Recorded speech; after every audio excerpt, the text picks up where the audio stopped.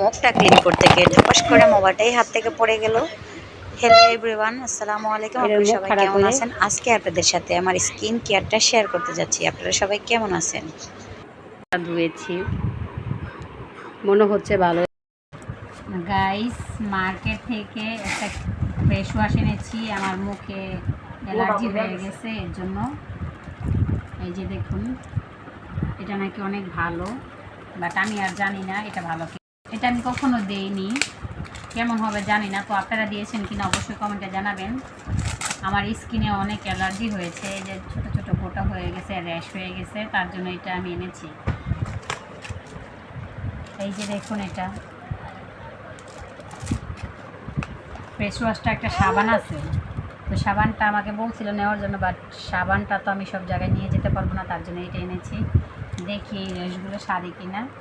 Guys, আমি যে fresh ওয়াশটা এনেছিলাম সেটা দিয়ে এখন আমি মুখটা ধোবো, তারপর দেখবো কেমন হয়।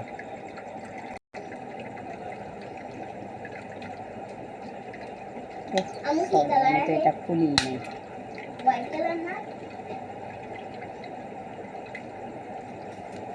হয়তো বা হোয়াইট, এখন আমি দেখি।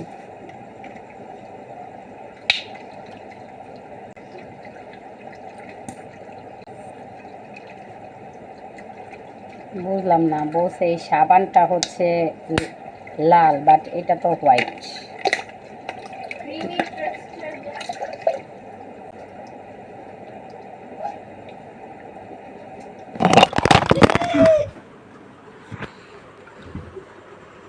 এটার মুখ খারাপ করে মোবাইল পুরো তো।